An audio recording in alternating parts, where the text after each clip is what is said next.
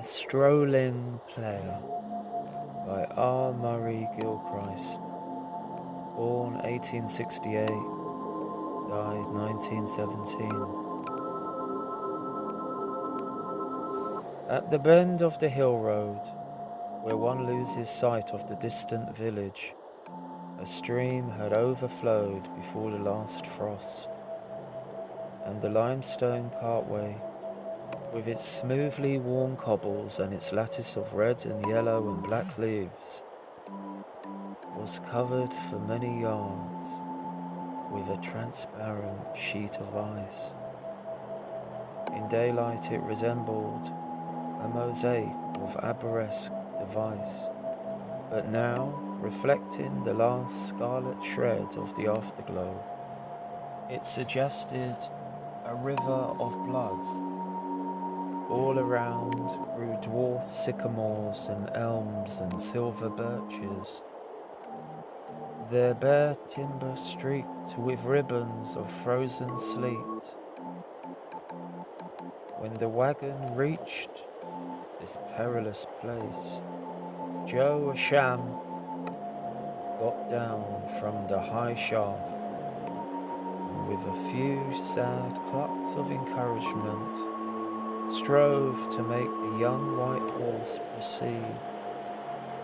Its shoes had not been sharpened, however, and at the first attempt it slipped back with such violence that the thing inside the wagon was jolted roughly against the side. At the sound, the old man winced and crept to the back and drew the burden again into the middle, covering it neatly with the strip of clean sacking. "There munna be a scrat on it," he muttered. "Else Johanna'll break her heart altogether. If it's all right, I'll be pleased. Poor soul, for it's the best work I've ever seen.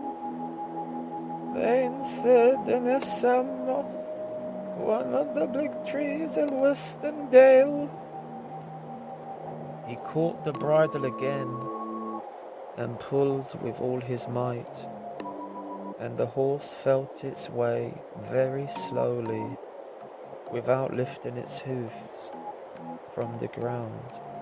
The road turned abruptly again at a corner with a steep and barren acclivity on the right hand, and on the left a dangerous ravine filled with ancient firs and rough stones.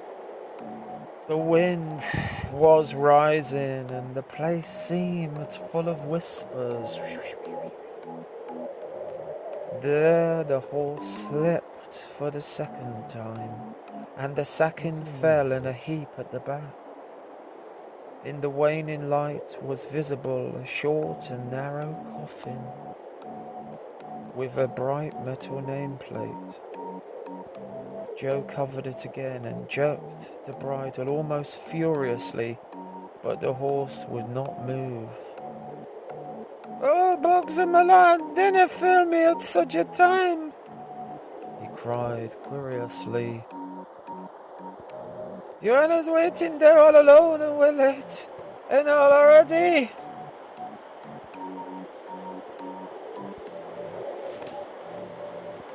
Someone rose from the low wall and came towards him. His eyes were wet, and he could only distinguish the outline of a woman's figure. "Can I help you at all?" she inquired in a thin, eager voice. "I'll take it very kindly, ma'am, if you'll sit inside and hold a stiff position. I don't know what else spoiling I could make Bucks a go. Only I wouldn't fit shaking it." "What is inside?" she said, lifting her bundle and preparing to climb. "It's a coffin, ma'am. My poor Michelle's my daughters. The woman shivered, but got in without a word and knelt and clasped her arms about the thing. Joe dragged Boxer forward, and in a few minutes they had reached the level.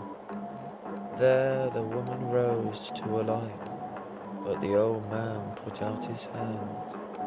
I reckon you're going my way over the moor, he said. It's 5 miles to my house, midway across, and you're welcome to ride if you will. She thanked him. I want to reach Greg Huckler tonight if I can, she said.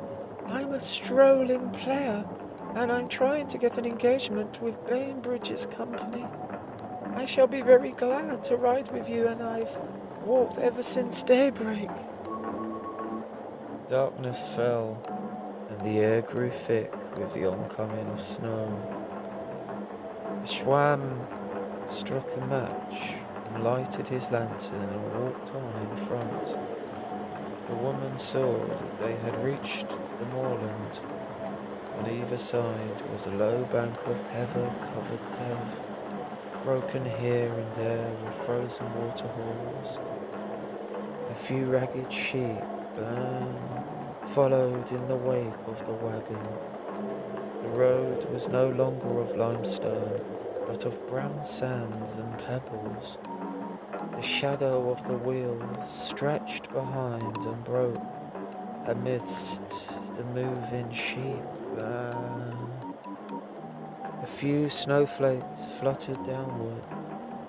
The Schwam stopped the horse and came again to the side.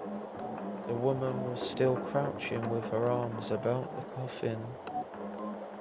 I reckon that were a strange thing of me to ask, he said. But you'll see I were baffled. It's getting mortal cold. I've got the horse rug in front. You may as well put it on and sit on the shaft. You'll have to step down first. She obeyed. He put the lantern on the ground and found the rug. He saw that she was very wan and exhausted. Her face was a wasted oval. The skin about her eyes was blue with weeping and sleeplessness. She wore a shabby black silk coat, trimmed with moth-eaten fur. The hat that shaded her forehead was a dingy yellow lace. She might have been any age between 35 and 50. When Joe had pinned the rug over her breast, he helped her to the shaft, and she sat there with her feet dangling. The snow was falling heavily now. The sheep had retreated to the hollows, and even the sides of the road were invisible. Suddenly, the old man lagged and fell behind to walk beside the stranger. I want to talk to you, Mum, he said. I want to forget things. You've seen misfortune, have you, no?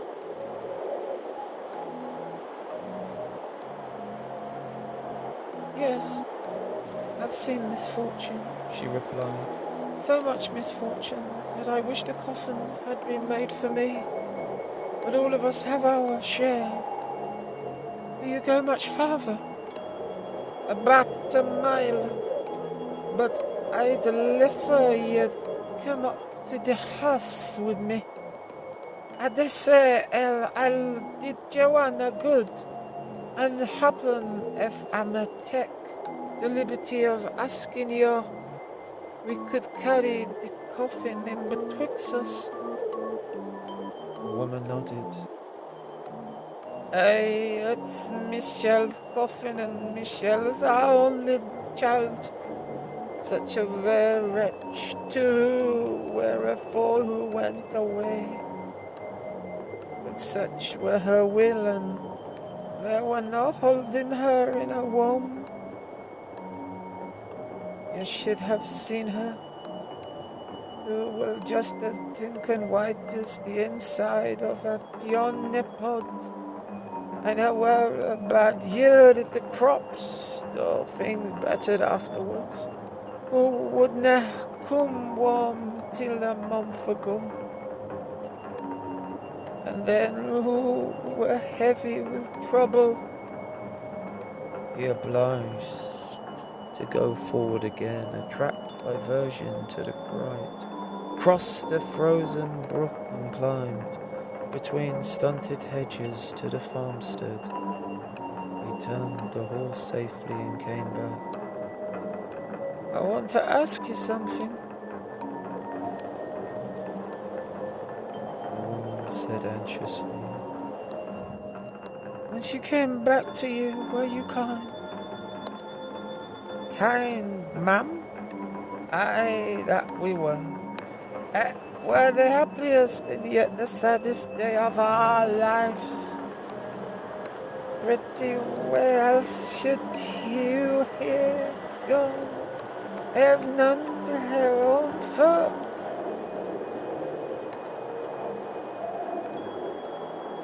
He brought shame with her, but who were Joanna's daughter and my daughter, and this shame were all forgiven.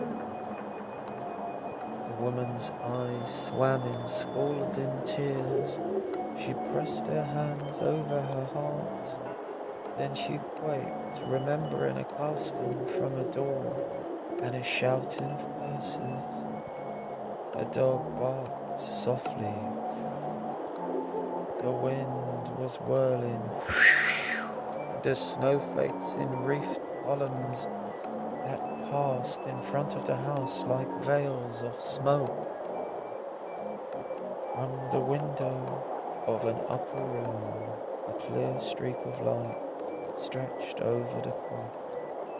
The dog came bounding from a shipment and jumped up to a Schwamm's breast. Hush, Jip! We munna have a noise, he said, stooping to stroke its head. He put up the horse, leaving the stranger standing in the open air. Then he unlatched a door in that side of the house that abutted on the stable yard, and beckoning her to help, silently drew the coffin from the wagon.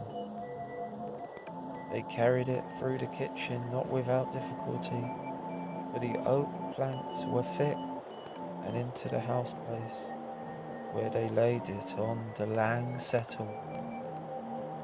Schwamm went to the foot of the stairs. Joanna! He called gently. I've gotten back and there's a lady come with me who's been helping me with it. Mrs. Schwamm came down very shortly. She was a stout little woman with clear blue eyes and brown wrinkled skin. The outline of a goiter showed through her black and white neckerchief. She held out a cold hand. And where good are you, ma'am? She said. I will fear my lad can manage by himself. The lady's an actress, Joe explained. On the way to Great Uplow, who held the coffin for me when Boxer slipped. Joanna tried to unbutton the ragged silk cloak, but the stranger held it more tightly together. Lend me a lantern, she said, and let me go on. If I am not there early tomorrow, my chance will be lost. The old woman threw open the window. The snowfall had thickened and came down so quickly that it seemed as if a white sheet hung outside. Oh, that's impossible, Mum, she said. You must stay with us and have some of your supper. The way's hard to find and blood daily, Anthony, even a lad who's lived here all his life with no death adventure. You don't wish to fleece to death. The player smiled painfully. It would not matter much, she replied. But if you will have me stay, I must do something. Is there any sewing? I'm good with the needle. No, ma'am, nothing. I'm a shroud and all my son. I thought they were the very things I put by when my own time comes. Thank you very kindly, but all is done. Her husband drew her attention to the coffin. She examined it carefully, feeling the polish of the wood and the weight of the metal handles with divers murmurs of pleasure. It's a beautiful thing, she remarked at last.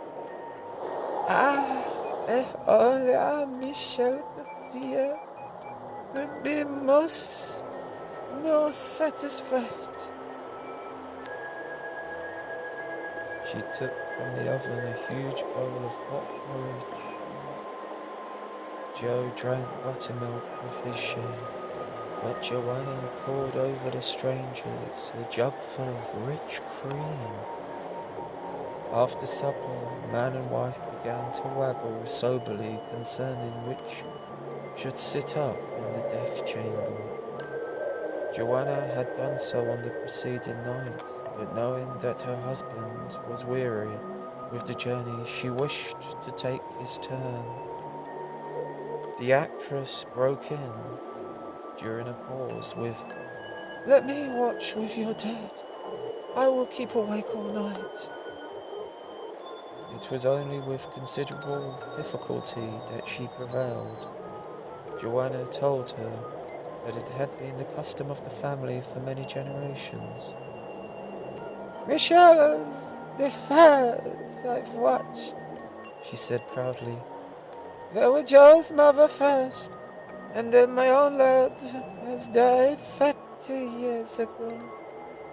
But Joe and I am growing old and worn out, and it'll be best for us to sleep, for tomorrow will be a hard day." "What may your name be, ma'am?" "Oh, call me Valetti. It is the name my parents gave me. A foolish name like tinsel and sawdust." Joanna opened the staircase door. "Come then, Valetti," she said. "This is the way to Michelle's chamber." She led up the broad, worm-eaten stairs to a great room where stood a large four-post bedstead hung with blue and white gingham. She drew the curtains aside reverentially, and after removing a crocheted cloth, showed Valetti the face of a young girl, whose long, glossy hair spread from the frilled nightlock cap in strands over the pillow. Joanna peered into Valetti's hollow eyes before drawing down the counterpane and showing her the baby lying in its embroidered gown, like a doll, with its head resting between the mother's left breast and arm.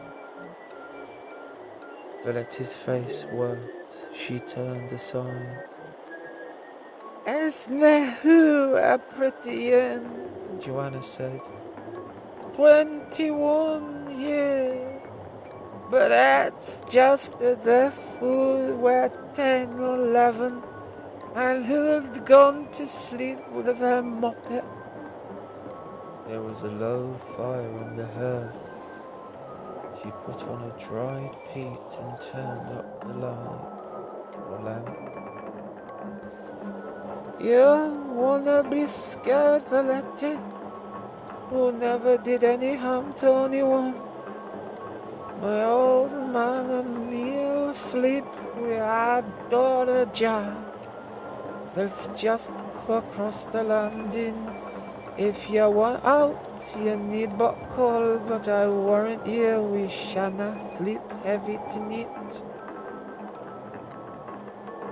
Valetti sat quietly in the armchair with her hands folded in her lap. The old people went to bed. He heard them undress and for a while caught sounds of sobbing and whispering. When they were asleep,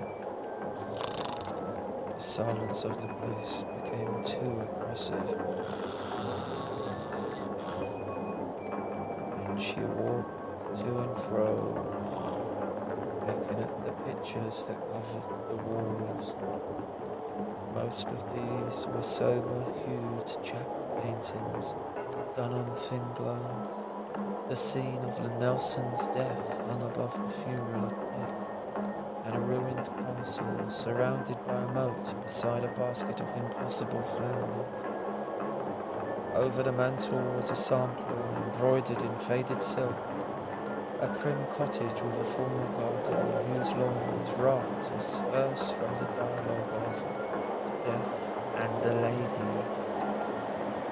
Soon she drew her chair to the bedside and took away Michel's face cloth. "If only I were dead instead of you, poor child," she said. "I have nobody, and you had those who needed you." She folded her hands again and sat gazing at the curves of the girl's body. The clock downstairs struck hour after hour. The muffled wind stroked the windows with snow.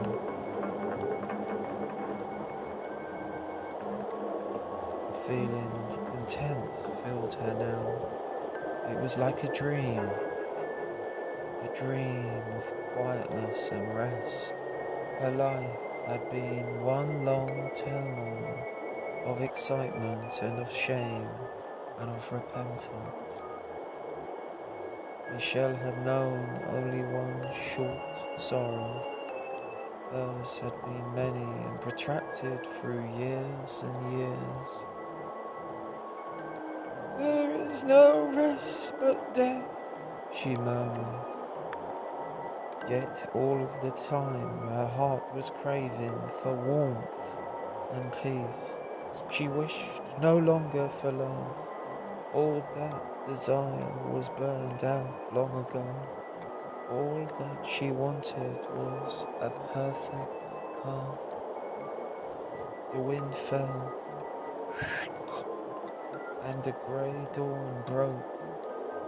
She heard the old couple stir in their bed, then fall asleep again. The nights of watching before and after Michel's death had taken away all their strength. She did not wake them, although she knew that unless she reached Great Hucklow before noon, all her chance of an engagement would be lost. But she felt no pain for herself, for were they not oblivious of all their trouble? At last, Joanna came, half-dressed, into the chamber. She leaned over Michel's uncovered face and kissed it twice. "My dearie," she whispered, "their nose were always cold. Count, it doesn't seem as though we're dead. And a little while though, it'll be put away for that old mother." She beckoned Valetti to follow her down to the house place. "I mun ask your pardon," she said, "but we slept on and on. Why didn't you waken us? I'm afeard you'll be to let. You'd best stay till noon and go with us to Hilo for the burying. It's on the way to Great Ucklow. There'll be none there. We wanted to put her away by our sons. Besides, we have only friends. Joe came downstairs soon, and they breakfasted in silence.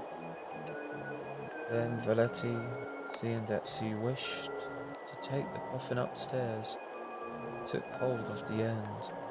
Joanna followed, and between them they lifted Michel and the child by the towels that were spread underneath, and spread the gimped cotton wool evenly from head to foot. "We man start at 12, Joe said. "Parson'll be waiting at 2. It'll be a white burying." He raised the lid. Valetti left them to say their last goodbye and waited downstairs. At noon the wagon started with the 2 women sitting on either side of the coffin, whilst Joe rode on the shaft. The father and mother had donned rusty black garments and big half-mouldy gloves. Valetti still wore her silk cloak, but Joanna had lent her an uncouth scuttle bonnet that almost concealed her haggard face. The track was deep with snow, but at even distances, the heads of roughly chiselled boundary stones kept them from straying on the moor. Joanna, who held the actress's hand in hers, wept silently all the way. When they reached the churchyard, which lies in a hollow end at the end of a scattered hamlet, they found the clergyman waiting in the porch. 2 gravediggers came forward to carry the coffin, but the Schwams and Valetti lifted it themselves and laid it on the trestles in front of the altar. None of the villagers were present. They knew but little of the moor folk, and it was much too cold to venture out of doors for such a trivial sight. The clergyman's voice rang hollow amongst the stuccoed arches. Joe and Joanna trembled as if a good struck. The grave had been newly dug. Valetti saw on the mound, not yet covered by the falling snow, some little white bones and the shreds of a long decayed coffin. It was all that remained of the boy that Joanna had lost 30 years before. The player buried her badly shod feet in the snow and covered these relics hurriedly, so that they might not hurt the mother's eyes. In a few minutes the service was over, and the gravediggers began to throw back the soft clay soil. Valetti drew the old people away, and Joanna had got into the wagon. Valetti leaned over the side and kissed her. "Goodbye," she said. "God bless you for your comfort of me." Joanna threw her arms around her neck. "Huh?" "I wanna let you go, Valetti wretch." She wailed. "Come roam with Joe and me. Come and stop with us for good. Ah, Michel Tell Wished. Joe put his hand over his eyes. Ah, don't leave us, Valetti. We never knob. He left us. Valetti. Valetti turned faint. Everything reeled before her eyes, and she flushed, as if overcome by some great and unexpected happiness, and clambered into the wagon.